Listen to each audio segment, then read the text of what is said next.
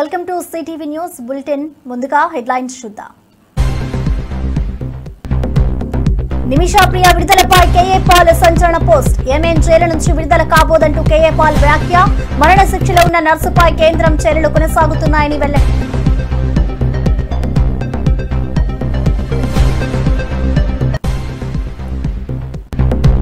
హరిహర వీరమల్లుపై కారుమూరి సునీల్ సంచలన వ్యాఖ్యలు. ప్రభుత్వం వచ్చింది, కావాల్సిన రేట్లు పెట్టుకుంటున్నామని గొప్పగా సాధించుంటూ చెప్తున్నారని వ్యాఖ్యలు.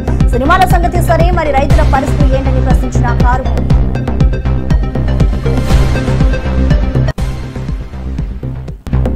ఈటెల ఓ మోసగాడు అని బీఆర్ఎస్ ఎమ్మెల్యే విమర్శ. రేపు బీజేపీని మోసం చేస్తాడని ఈటెలపై ఆరోపణ. చీటర్ అంటూ ఈటెలపై ఆగ్రహం వ్యక్తం చేసిన కౌశిక్.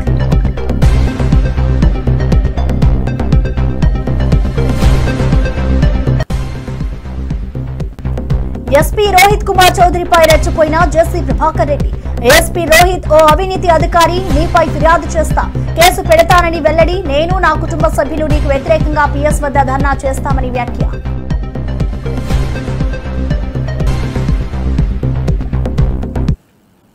తెలంగాణ రాజకీయాల్లో కొత్త మలుపు. ఈటెల రాజేంద్రపై ఎమ్మెల్యే పాడి కౌశిక్ రెడ్డి తీవ్ర విమర్శలు చేశారు. ఈటెలను చీటర్, మోసగాడిగా అభివర్ణించారు. రేపో ఎల్లుండో బీజేపీని మోసం చేస్తాడని అన్నారు. ఈ వ్యాఖ్యలు రాజకీయ వర్గాల్లో చర్చనీయాంశంగా మారాయి. ఈటెల ఇటీవల చేసిన కార్యకలాపాలపై విశ్లేషకులు కూడా విమర్శిస్తున్నారని పాడి కౌశిక్ వ్యాఖ్యలు మరింత వేడిరా చేశాయి. బీజేపీకి ఇది కొత్త సమస్యగా మారనుందా అని రాజకీయ వర్గాలు ఆందోళన చెందుతున్నాయి. పాడి కౌశిక్ వ్యాఖ్యలతో రాజకీయ వాతావరణం మరింత వేడెక్కుతోంది. అంటే నువ్వు కాంగ్రెస్ పార్టీలోకి పోతున్నావు, అయింది రేపని వెళ్ళున్నాను ఏడజాలలో దిక్కు. ఇప్పుడు ఆల్రెడీ కేసీఆర్ గారిని మోసం చేసినావు, టీఆర్ఎస్ కార్యకర్తలను మోసం చేసినావు, హుజరాబాద్ ప్రజల్ని మోసం చేసినావు. ఇప్పుడు నిన్ను నమ్ముకుని వచ్చిన టీఆర్ఎస్ ఇచ్చిపెట్టి బీజేపీలోకి వచ్చిన కార్యకర్తలను మోసం చేసినావు. ఇవాళ రేపు ఎల్లుంటో బీజేపీని కూడా మోసం చేస్తావు. ఇంత మోసపోయిన చరిత్ర నీది. అంత దారుణమైన చరిత్ర పెట్టుకున్నా చరిత్ర తెలుసా? నీ చరిత్ర ఎవరు తెలియదా బాబు? నువ్వు చీటర్ అని తెలుసు, నువ్వు మోసగాని అని తెలుసు, అన్నీ తెలుసు. ప్రజలన్నీ కూడా గమనిస్తా ఉన్నారు. ఖచ్చితంగా మళ్ళా కూడా నేను చెప్తా ఉన్నా, హుజరాబాద్ గడ్డ మీద కూర్చొని చెప్తా ఉన్నా, 5 మండలాల్లో 5 జెడ్పీటీసీలు గెలిచేది బీఆర్ఎస్ పార్టీయే, 5 ఎంపీపీలు గెలిచేది బీఆర్ఎస్ పార్టీయే, ప్రతి గ్రామంలో ఎంపీటీసీ గెలిచేది బీఆర్ఎస్ పార్టీయే, ప్రతి వార్డు మెంబర్ గెలిచేది బీఆర్ఎస్ పార్టీయే, ప్రతి సర్పంచ్ గెలిచేది బీఆర్ఎస్ పార్టీయే, ప్రతి కౌన్సిలర్ గెలిచేది బీఆర్ఎస్ పార్టీయే, ప్రతి చైర్మన్ గెలిచేది బీఆర్ఎస్ పార్టీయే. రాసి పెట్టుకోండి, మీకు ఇవాళ చెప్తున్న మాట. కృష్ణా జిల్లా అవనిగడ్డ నియోజకవర్గంలో హరిహర వీరమల్లు చిత్రం ఘన విజయం సాధించాలని మంగళవారం మోపిదేవి పుణ్యక్షేత్రంలో ప్రత్యేక పూజలు నిర్వహించారు. శ్రీ వల్లి దేవసేన సమేత శ్రీ సుబ్రహ్మణ్యేశ్వర స్వామి వారి దేవస్థానంలో పూజలు జరుపుకోవాలని వెంకట్రామ్ ఆధ్వర్యంలో ఈ కార్యక్రమం జరిగింది. జనసేన పార్టీ నాయకులు చిరంజీవి, పవన్ కళ్యాణ్ అభిమానులు ప్రత్యేక పూజలు చేసి చిత్ర విజయాన్ని కోరుకున్నారు. ఈ సందర్భంగా అభిమానులు, నేతలు హర్షం వ్యక్తం చేశారు. పవన్ కళ్యాణ్ గారు నటించినటువంటి ఈ హరిహర వీరమల్లు విజయవంతం చేకూరాలని ఈరోజు ఇక్కడ మోపిదేవి సుబ్రహ్మణ్యేశ్వర స్వామి దేవస్థానంలో ప్రార్థించడం. ఎందుకంటే చాలా కాలం తర్వాత పవన్ కళ్యాణ్ గారి మూవీ రిలీజ్ అవుతుంది. ఎప్పుడెప్పుడు ఆ సినిమా రిలీజ్ అవుద్దా అని చెప్పి ప్రతి ఒక్కరు కూడా, అభిమానులు కానీ అందరూ కూడా ఈరోజు 1000 కళ్ళతో ఎదురు చూస్తున్న విషయాలు. సుఖ సంతోషాలతో ఉండాలని, ఇప్పుడు ఏదైతే వర్షాకాలంలో రైతుకు అనుకూలమైన వర్షాలు, అతివృష్టి కాకుండా అనావృష్టి కాకుండా మంచి పంటలు పండించాలని, రైతు బాగుంటే మనం బాగుంటాం, దేశం బాగుంటుంది. అదేవిధంగా ఏదైతే తెలంగాణలో ప్రభుత్వం ప్రవేశపెట్టిన, ముఖ్యంగా పేదలకు ప్రవేశపెట్టిన పథకాలన్నీ కూడా అమలు అయ్యే విధంగా ఆ స్వామివారి ఆశీర్వాదం ఉండాలని కోరుకుంటూ మరొక ప్రముఖ తెలుగు నటుడు నందు తిరుమలలో శ్రీవారి దర్శనం చేసుకున్నారు. టీటీడీ ఆలయంలో ప్రత్యేక పూజలతో ఆయన భక్తులను ఆనందభరిత క్షణాల్లో ముంచేశారు. నందు దర్శనంతో ఆలయంలో సందడి నెలకొంది. ఆయన ఈ సందర్భంగా మీడియాతో మాట్లాడి శ్రీవారి దర్శనం తన జీవితంలో ఎంతో ప్రత్యేకమని అభివర్ణించారు. తిరుమలలో అభిమానులు నందును చూసేందుకు ఎగబడ్డారు.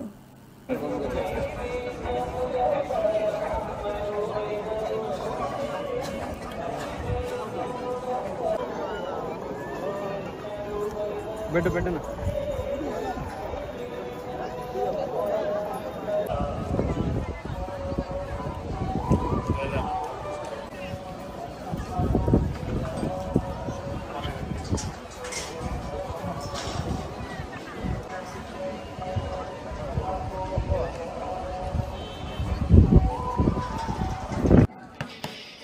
సార్ అందరికీ నమస్కారం. నేను మీ నందు. తిరుమల దర్శనానికి వచ్చాం, వెంకటేశ్వర స్వామి దర్శనానికి. చాలా కాలం తర్వాత నేను ఇక్కడ రావడం జరిగింది. అండ్ ఇక్కడికి వచ్చిన తర్వాత నేను గమనించింది ఏంటంటే ఏర్పాట్లు కానీ ఇక్కడ కొత్త సిస్టమ్ ఏ రకంగా అయితే సామాన్యులందరికీ ఖచ్చితంగా దర్శనం కలిగేలాగా, ఇబ్బంది కలగకుండా సామాన్యులందరూ వచ్చి దర్శనం చేసుకునే దానికి వీలుగా చేసినటువంటి కొత్త ఏర్పాట్లు నిజంగా అద్భుతం అనే చెప్పాలి. చైర్మన్ గారికి, ఈఓ గారికి, అడిషనల్ ఈఓ గారికి స్పెషల్లీ థ్యాంక్స్ ఫర్ దాట్. ఎటువంటి ఇంతకుముందు కంపారిజన్ అని కాదు కానీ ఎటువంటి ఎవరైనా సరే దేవుడి ముందు సామాన్యులే, అందరికీ ఒకే రకమైనటువంటి ప్రయారిటీ ఇవ్వటం, అందరికీ ఒకే రకమైనటువంటి ఈక్వల్ ఫెసిలిటీస్ కల్పించడం అలా చేస్తున్నారు. కాబట్టి చాలా చాలా సంతోషం. అండ్ నా చేతిలో చూస్తున్నారు కదా ప్రసాదాలు, అద్భుతంగా ఉన్నాయి. వచ్చినప్పుడు ఖచ్చితంగా ప్రతి ప్రసాదం తీసుకునే ప్రయత్నం చేయండి. దండోరా అని ఒక సినిమా చేస్తున్నాను, అనౌన్స్ చేశారు. నేను మన శివాజీ గారు, నా ఫాదర్ క్యారెక్టర్ చేస్తున్నాను శివాజీ గారు, ఆ సినిమా చేస్తున్నాను. తర్వాత నేనే ప్రొడ్యూస్ చేసినటువంటి ఒక సినిమా ఒక పెద్ద బ్యానర్లో రిలీజ్ అవబోతుంది, వాళ్ళు అనౌన్స్ చేస్తారు. అంబేద్కర్ కోనసీమ జిల్లా అమలాపురం రూరల్ మండలం జనిపల్లిలో నల్ల త్రాచుపాము కలకలం సృష్టించింది. ఈ భారీ పాము కోళ్ల పెట్టలోకి దూరి 4 కోళ్లను మింగేసింది. సమాచారం అందుకున్న స్నేక్ క్యాచర్ గణేష్ వర్మ వేగంగా అక్కడికి చేరుకుని పామును డబ్బాలో బంధించాడు. పాము మింగిన కోళ్లను కక్కించడంతో స్థానికులు ఊపిరి పీల్చుకున్నారు. పామును సురక్షిత ప్రాంతంలో విడిచిపెట్టడం జరిగింది. బాల్యోగి స్టేడియం వెనకాల జనపల్లి గ్రామం మారిచెట్టి నాగభూషణం గారి ఇంటికి పాము వచ్చిందని సమాచారం వచ్చిందండి. సమాచారం మేరకు నేను అక్కడికి వెళ్ళానండి. వెళ్ళటంతో ఒక పాము వచ్చి ఒక బాత్రూంలో 4 కోళ్లు మేపుతున్నారండి. కోళ్లు అందులో పెంచడంతో పాము లోపలికి వెళ్ళటం చూసి ఆ ఇంటికి గల ఆవిడ వెంటనే తలుపేసేయటం జరిగింది. తలుపేసిన వెంటనే ఈ పాము వచ్చి 4 కోళ్ళని కూడా 4 కోడి పిల్లలండి అయ్యి కోడి పిల్లలను కూడా మింగేయటం జరిగింది. మింగేసి ఆ పాము డోర్ వేసేయటం వల్ల ఎటు రాలేక, అంటే చిన్న బెజ్జం ఉందండి, ఆ కోళ్ళు మింగటం వల్ల ఆ బెజ్జంలో దూరపోవటం వల్ల ఆ కోళ్ళని వెంటనే అక్కడ కక్కేసిందండి. కక్కేసి వెంటనే నేను సమాచారం మేరకు వెళ్ళి తలుపు తీసి చూసిలోకి ఈ 4 కోళ్ళని చంపేసి కక్కేసి వదిలేసిందండి. వెంటనే ఆ పామును పట్టుకుని సురక్షితమైన ప్రాంతంలో విడిచిపెట్టామండి. అలాగే ఈ వర్షాలకి వరదలకి కూడా పాములన్నీ కూడా ఈ మెరక ప్రాంతాలకి అలాగే ఇళ్లలోకి ఎక్కువ వచ్చేస్తూ ఉంటాయి. ఈ పాములన్నీ కూడా ఈ నెల అంతా కూడా చిన్న చిన్న పిల్లలు ఎక్కువ ఉంటాయండి. పిల్లలు అలాగే పచ్చగడ్డల్లోకి అలాగే ఇళ్లల్లోకి దొడ్లలోకి కూడా ఎక్కువ వచ్చేస్తూ ఉంటాయి. పిల్లలు అందరూ కూడా పాముల పట్ల చాలా అప్రమత్తంగా ఉండాలి. అలాగే ఇంటి చుట్టూ శుభ్రం చేసుకుని ఇంటి చుట్టూ బీచింగ్ అయ్యి కొట్టుకుంటే ఈ పాముల బెదరు ఉండదండి. దయచేసి ప్రజలందరూ కూడా ఈ పాముల పట్ల అప్రమత్తంగా ఉండండి. అండి, నా పేరు స్నేక్ క్యాచర్ వర్మ అండి. అలాగే బాల్యోగి స్టేడియం వెనకాల జనపల్లి గ్రామం మారిచెట్టి జెసి ప్రభాకర్ రెడ్డి ఏఎస్పీ రోహిత్ కుమార్ చౌదరిని తీవ్రంగా విమర్శించారు. అవినీతి అధికారి అంటే ఆరోపణలు చేసిన జెసి రోహిత్ పై ఫిర్యాదు చేసి కేసు పెడతారని పేర్కొన్నారు. తమ కుటుంబ సభ్యులతో కలిసి పోలీస్ స్టేషన్ వద్ద ధర్నా చేస్తామని హెచ్చరించారు. రోహిత్ తో తాడో పేడో తేల్చుకుంటారని, వచ్చే బుధవారం నాడు ఈ విషయంలో సమాధానాన్ని పొందుతారని అన్నారు. ఈ వ్యాఖ్యలు రాజకీయ వర్గాల్లో చర్చనీయాంశంగా మారాయి. మర్యాదగా మాట్లాడతాను. ఇంకా నీకు 73 సంవత్సరాల్లో అన్నీ చూసినా తొత్తు కాదు, కేసులు పెడతావా? పెట్టు. 133 మళ్ళీ ఒక 10, 143 లేదా 153. పొద్దున్నే నీ దగ్గర కూర్చుంటాను. నాకు జవాబు చెప్పాలి. నాకు జరిగిన అన్యాయం 5 ఏళ్ళ అన్యాయం నువ్వు చెప్పాలా? ఓహో, ఏమనుకుంటావు? మర్యాదగా బతికినా మర్యాదనే సస్తా. చూద్దాం, బుధవారం నువ్వు రావాలా? నీ పోలీసులు పెట్టి నువ్వు చేయాలా? ఎంత ముట్టింది కాంట్రాక్టర్ దగ్గర నుంచే. ఏమనుకుంటాను? నాకెవరి భయం లేదు, నేను ఫైట్ చేస్తాను. No problem, no politics, I will fight. ఏమనుకుంటాను? ఏం కేసు పెడుతున్నావా? నీకు మీద కూడా కేసు పెడతా. నీ వల్లనే మన గలాట అయింది. నువ్వు ప్రామిస్ చేసిపోయినా మా వాళ్ళకి 18వ తేదీ మేము గవర్నమెంట్ ఇది ఉంటే కూడా మర్యాద పెట్టాలా పోలీసు వాళ్ళకు, మేము మంచిదని చెప్పి మేము విత్డ్రా అయినాము. ఏం చెప్పినావు? నువ్వు కదా చెప్పినదే. నేను ఇంకోటి చెప్తాను పోలీసుకి, సార్ మా బాధలు మాకున్నాయి సార్, మా బాధలు మాకున్నాయి. మరి ఆ 5 ఏళ్ళు ఎవరు మాకు చేయలేదు. ఇప్పుడే మేమేం చెప్పలేదు, ఆయన అవసరం చేయడండి నాకు ఉంటాయి కదా సార్. 22 పెట్టా కదా సార్ మీకు. ఆ ముందు మేము పోరాడినాం, ఏమవుతుంది పాపం. మీరు మమ్మల్ని కొట్టుకోకూడదు అనేది మీకు ఉంది, లా అండ్ ఆర్డర్ ప్రాబ్లం. నేను ఆయన కొట్టుకుంటే ఏమవుతుంది, ప్రజలు నష్టపోతారు. అంతేగాని పొద్దున అవసరం మమ్మల్ని చేసినప్పుడు ఎవరు జవాబు చెప్పలేదే. ఏసీ పొద్దునే వస్తానా, నాకు అడిగిన అన్యాయానికి నువ్వేం చెప్తావు చెప్పు. పొద్దున నువ్వు లా అంటాడు, మాకు తెలియదు లా అంటాడరా ఏమనుకుంటాను. పొద్దున నేను, నా భార్య, నా కోడలు నీ ఆఫీస్ ముందర కూర్చుంటా, మాకు జరిగిన అన్యాయం నువ్వు చేయి. ఏమనుకుంటాను. ఆ చైతన్య వేలు ట్రైనింగ్లో ఇప్పుడు మళ్ళీ చూసుకున్నాడు. నువ్వు ఇప్పుడు నుంచి మొదలు పెట్టావు, నిన్న కొట్టావు మా వరకు నిండు అవుతావు. ఏం నువ్వు రేపు ఎస్పీ అయితే ఏం చేయలేవు, ఎస్పీ అయినా ఏం చేయలేవు, డిఐజీ అయినా ఏం చేయలేవు. రోజు రోజుకు పోలీసులు ఎందుకు ఇప్పుడు జైల్లో ఉన్నారు. మీలాంటి వాళ్ళు ఉంటే ఇప్పుడు జైల్లో ఉన్నారు. చెప్తాను పొద్దునే వస్తున్నా, పొద్దునే 9:30 వచ్చి కూర్చుంటా. నేను నా భార్య బుక్కులు తీసుకొని అన్నీ తీసుకొని 133 కేసు కూడా జవాబు చెప్పా. అతి పడతావు అదో ఏం చేస్తావు, పో కంప్లైంట్ చేయి, నీకు పవర్ ఉంది. సరే నేను కంప్లైంట్ చేస్తా నీ మీద, నువ్వు కదా మాకు చెప్పినది మళ్ళీ కేసులు పెడతావా. మేము ఎప్పుడు బయటకు వచ్చినాం అడగండి. మీ సీఏ గారు ఉన్నారు, మీ కెమెరాలు ఉన్నాయి, అన్నీ ఉన్నాయి. దొంగ గారు నువ్వే పిలిపించినావు, నీకు అన్నీ తెలుసు. ఏమనుకుంటాను. ఏం నువ్వు వేసి అయితే ఇస్తాం, డ్రెస్కు మర్యాద ఇస్తాం. అదే నీ ఇష్టం. బుధవారం రెడీ, నువ్వు పోలీసు వాళ్ళని పెట్టి కట్టేసి చూస్తా. Yes, with all the GOs will come. We can fight. Hari Hara Veera Mallu చిత్రంపై కారుమూరి సునీల్ తీవ్ర వ్యాఖ్యలు చేశారు. ప్రభుత్వంపై విమర్శిస్తూ కావాల్సిన రేట్లు పెట్టుకుంటున్నారని ఆరోపించారు. సునీల్ మాట్లాడుతూ సినిమాల సంగతి సరే, కానీ రైతుల పరిస్థితి ఏమిటని ప్రశ్నించారు. మీ సినిమా టికెట్లు అమ్ముకుంటే ఎవరి కడుపు నిండుతుందంటూ తీవ్ర వ్యాఖ్యలు చేశారు. ఈ వ్యాఖ్యలు సినీ పరిశ్రమలో చర్చనీయాంశంగా మారాయి. Harihara Veeramallu cinema audio function లో ఆయన మాట్లాడుతున్నారు. మన ప్రభుత్వం వచ్చింది, మనకు కావాల్సిన రేట్ పెట్టుకుంటున్నాము అని చెప్పి ఏదో పెద్ద గొప్పగా ఏదో ఒక సాధించినట్టుగా చేస్తారు. కానీ మన రాష్ట్ర రైతుల సంగతి ఏంటి? మరి ఈ మండలంలో, ఈ నియోజకవర్గంలో మరి కోకో రైతులు నష్టపోతున్నారు గిట్టుబాటు ధర లేక. మరి అలానే ఆయిల్ పామ్ రైతులు ఇబ్బందులు పడుతున్నారు, టొబాకో రైతులు ఇబ్బంది పడుతున్నారు. మరి ప్రతి ఒక్క రైతులు ఇబ్బంది పడుతున్నారు. ఎక్కడ రైతు బంధు అన్నారు, ఎక్కడ రైతు బంధు? ఎక్కడ రైతుల్ని ముంచేసి రైతులకు కావాల్సింది చేయకుండా మీ సినిమా టికెట్లు గొప్ప, ఎవరి కడుపు నిండుతుంది? మీ సినిమా టికెట్లు అమ్ముకుంటే మీ కడుపు నిండుతుంది, మరి రైతుల కడుపు ఎవరు నింపుతారు?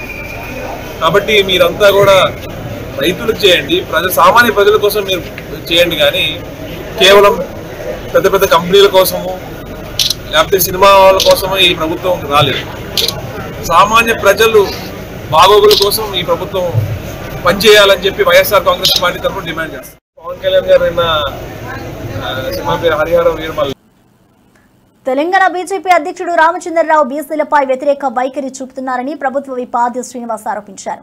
బీసీ రిజర్వేషన్ అంశంలో సీఎం రేవంత్ రెడ్డి చిత్తశుద్ధిని ప్రశ్నించే హక్కు బీజేపీకి లేదన్నారు.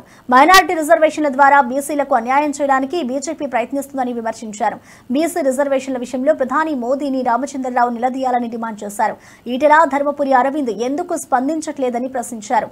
బీసీలకు 42% రిజర్వేషన్ల కోసం కులగణన చేసి చట్టం చేసి గవర్నర్కు పంపారు. 9వ షెడ్యూల్లో చేర్పించాల్సిన బాధ్యత కేంద్రానిదేనని ఆది శ్రీనివాస్ పేర్కొన్నారు.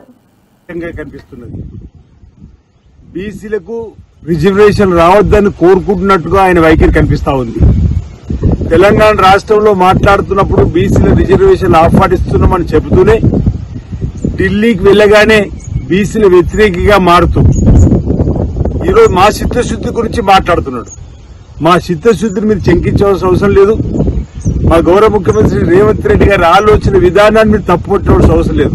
రాజకీయ కోణంలో చూస్తూ ముస్లిం రిజర్వేషన్ అడ్డు పెట్టుకుని బీసీలకు అన్యాయం చేయాలని చూస్తుంది భారతీయ జనతా పార్టీ.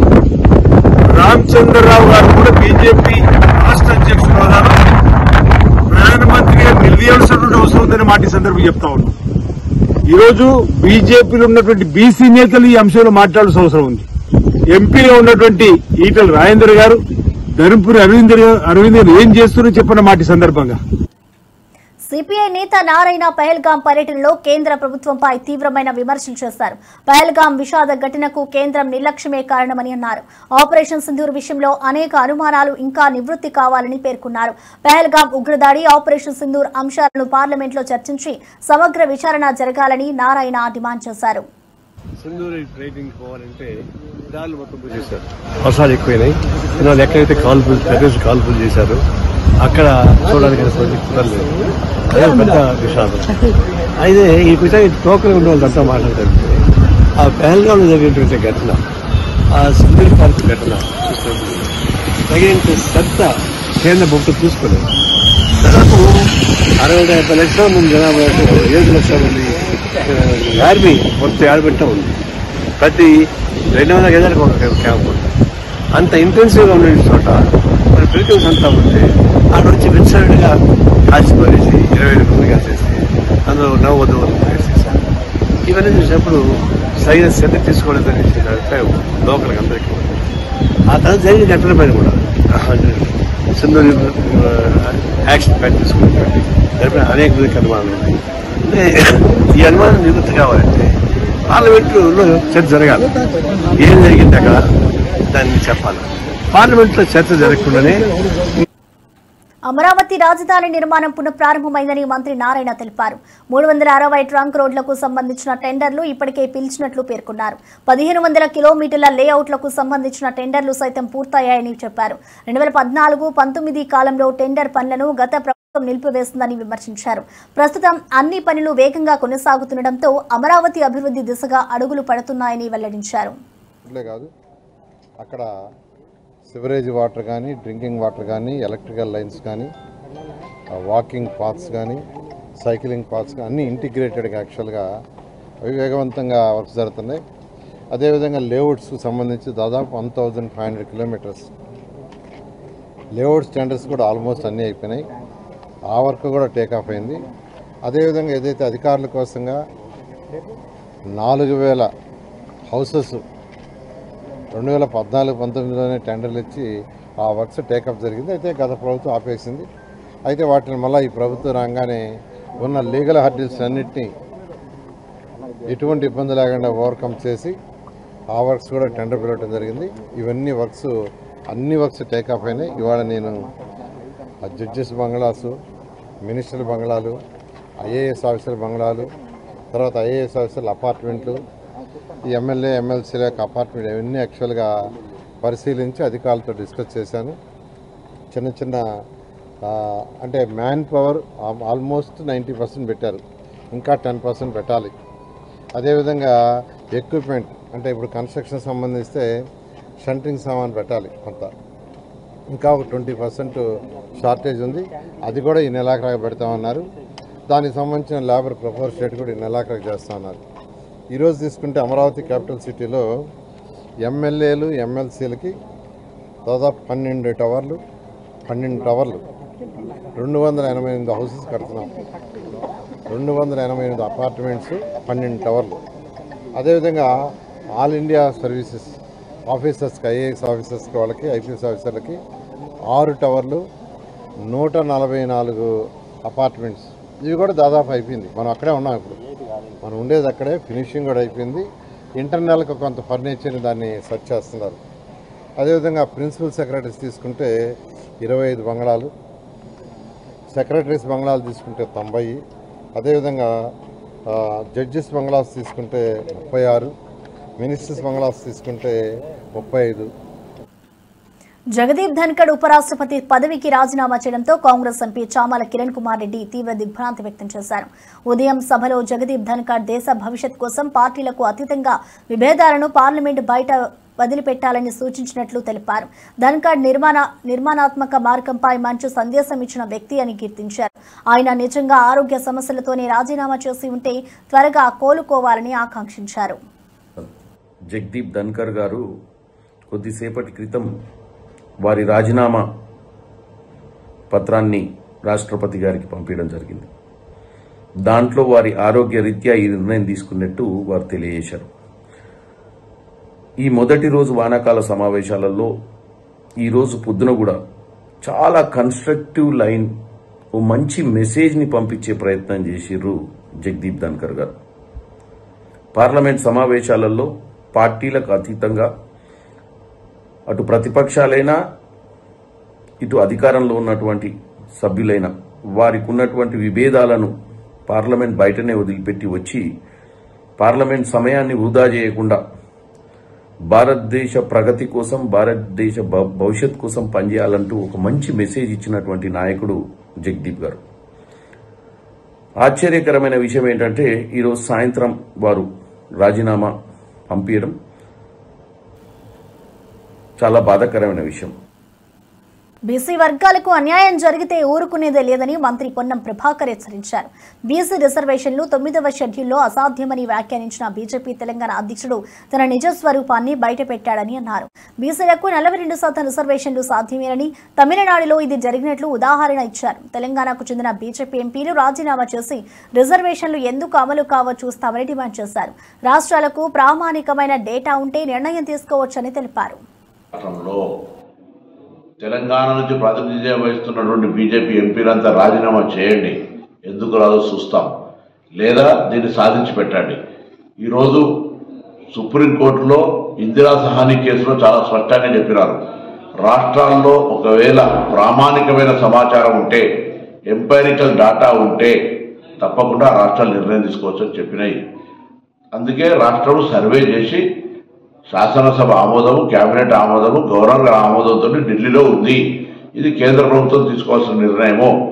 తప్పకుండా రాష్ట్ర ప్రభుత్వం కట్టుబడి ఉంది. 42% రిజర్వేషన్లకు ఎట్లయినా బరాబర్గా అధికారికంగా అమలు చేస్తాం. ఆనాడు మండల్ కమిషన్ చేస్తే కమండల్ అన్నది మీరే. ఇవాళ మళ్ళీ మీ యొక్క వక్ర బుద్ధిని ఈరోజు మళ్ళీ బీసీలపై కుట్రలు చూపెడతా ఉన్నారు. దీన్ని తెలంగాణలో ఉన్నటువంటి అన్ని బీసీ వర్గాలు, కుల సంఘాలు బీజేపీ నిజ స్వరూపాన్ని గమనించి 42% రిజర్వేషన్లు ఇచ్చే ప్రక్రియలో ఆ రిజర్వేషన్ అమలయ్యే విధంగా కాపాడుకునే ప్రయత్నంలో మరి ముందుండాలని సందర్భంగా కోరుతూ కేంద్రం, బీజేపీ, జనసేన ఎమ్మెల్యే బొలిశెట్టి శ్రీనివాస్ చేసిన వివాదాస్పద వ్యాఖ్యలు ఇప్పుడు రాజకీయ వర్గాల్లో సంచలనంగా మారాయి. ఆయన రోజా గురించి జగన్ పై చేసిన విమర్శలు ప్రజల్లో ఆసక్తి రేకెత్తిస్తున్నాయి. మనమేమీ మాట్లాడకపోతే ఈ రప్పా గాళ్లు రోడ్డెక్కి మాట్లాడుతుంటారు అంటూ ఆయన చేసిన వ్యాఖ్యలు ఈ వివాదాన్ని మరింత హాట్ టాపిక్ గా మార్చాయి. రోడ్లెక్కి మాట్లాడుతూ ఉంటే మనమంతా ఎక్కడున్నామో అర్థం అవట్లేదు నాకు. ఇవాళ రోజా మాట్లాడుతూ ఉంది, ఎమ్మెల్యే నా కొడుకులంట. అది ఆడదో మగదో ఎవరికీ తెలియదు. అది మాట్లాడుతుంటే ఎమ్మెల్యే నా కొడుకులు అంటే జగన్ కూడా దాని కొడుకేనా అని అడుగుతూ ఉన్నాను నేను. మరి ఎమ్మెల్యే అంటే ఆయన కూడా ఎమ్మెల్యే కదా, చంద్రబాబు నాయుడు గారు కూడా ఎమ్మెల్యే కదా. ఆయన వయసు ఎంత, వీళ్ళ వయసు ఎంత, నా వయసు ఎంత, రోజా వయసు ఎంత? ఇలాంటి దురదృష్టకరమైన బూతులు కొంతమంది కాపుల్ని ఉసుగొల్పి వాళ్ళతోనే స్టేట్మెంట్లు. అంబటి రాంబాబు, పేరు నాని, పనికిమాల వాళ్ళంతా వచ్చి దబ్బుంటే అరెస్ట్ చేసుకోమన్నారు. వీళ్ళు ఒకటే వంక. వీళ్ళందరూ ఏమో ఇళ్లలోని ఆడవాళ్ళు తిట్టి, చంద్రబాబు గారిని తిట్టి, కన్నాలేసి వీళ్ళందరూ ఇవాళ ఏంటంటే కక్ష సాధింపు పేరుతో మేము జైలుకి వెళ్తున్నాం, మళ్ళీ కూటమి ప్రభుత్వం కక్ష సాధిందని చెప్తూ ఉన్నారు. వేల కోట్ల రూపాయలు కుంభకోణాలు ఉన్నాయి లోకోడ వెనకాల. ఇవాళ మిథున్ రెడ్డిని అరెస్ట్ చేశారు. రాబోయే రోజు జగన్మోహన్ రెడ్డిని కూడా అరెస్ట్ చేస్తారు. దాంట్లో ఎలాంటి ఆశ ఇది లేదు. ఎందుకంటే గజ దొంగ అతను. వీళ్ళందరూ మామూలు దొంగలైతే గజ దొంగ. లిక్కర్లో మొత్తం దోచుకున్నాడు, గనులన్నీ దోచుకున్నారు, ఇసుకంతా దోచుకున్నారు. అడవి నుంచి వచ్చిన డబ్బు కూడా అమ్ముకున్నటువంటి ప్రభుత్వం ఇవాళ మళ్ళీ సంవత్సరం అయిపోయిన తర్వాత ఇక్కడ శాసనసభ్యుడు మళ్ళీ రోడ్డెక్కి అంతా మర్చిపోయారు. మనం ఇంటింటికి ఒక ఖాతా పెట్టి డబ్బు లాక్కున్నటువంటి లూటీ చేసిన వ్యక్తి అయినటువంటి కొట్టు సత్యనారాయణ కూడా ఇవాళ మాట్లాడుతూ ఉన్నాడు. ఇంతకంటే దురదృష్టం ఇంకోటి ఏముండదు. సంవత్సర కాలంలో ఎవరు మర్చిపోరు. ఇవాళ బాధితులు సంఘంగా కొట్టు యెమెన్లోని సనా జైల్లో ఉన్న భారతీయ నర్సు నిమిషా ప్రియ విడుదలకు రంగం సిద్ధమైంది. నిమిషా ప్రియ మరణ శిక్ష రద్దు చేయించిన ఘన విజయం సాధించడంలో కీలక పాత్ర పోషించిన నాయకులందరికీ కేఏ పాల్ కృతజ్ఞతలు తెలిపారు. నిమిషా ప్రియ విడుదల భారతీయులకు విశేష సంతోషం కలిగించింది. ఈ సందర్భంగా కేఏ పాల్ నిమిషా ప్రియను బయటకు తీసుకురావడం ఎంతో సంతోషకరమని, ఈ విజయానికి సహకరించిన అందరికీ రుణపడి ఉన్నామని తెలిపారు. Mahdi Ibrahim, who has done at age 80 marvelous job day and night for the last 10 days. And I want to thank all the leadership that is involved to make this a great success, that Nimisha Priya death is cancelled. By God's grace, she will be released and taken to India.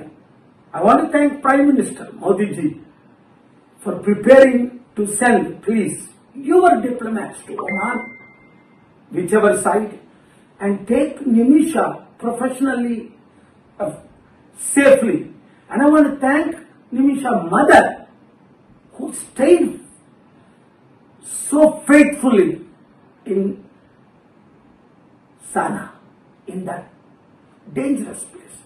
And her husband, Thomas, I spoke to, faithfully help him in President ఉత్తరం రాశాను. 12వ తారీఖు immediate గా call వస్తే chairman గారితో ఇక్కడికి వచ్చేసాను. 13 నుంచి continue meetings, 16ని తన్ను చంపేస్తారు అని అన్ని కన్ఫర్మ్ అయిపోయి మీడియాలో మనం చూసాం. కుటుంబం ఒప్పుకోలేదు, గవర్నమెంట్ ఒప్పుకోలేదు, ఎవరూ ఒప్పుకోలేదు. అప్పుడు దేవుడికి ఏడ్చుకున్నాం కదా, ప్రార్థన చేశాం కదా, మీరందరూ ప్రార్థించారు. ముస్లిం లీడర్స్, మీరు అక్కడ ఉన్న క్రిస్టియన్ లీడర్స్, హిందూ లీడర్స్ అందరూ ప్రార్థించారు నిమిష ప్రాణాన్ని కాపాడడం కొరకు. అలాగే అనేక ప్రాణాలు మనం కాపాడాలి, ఇది ఒకటే కాదు.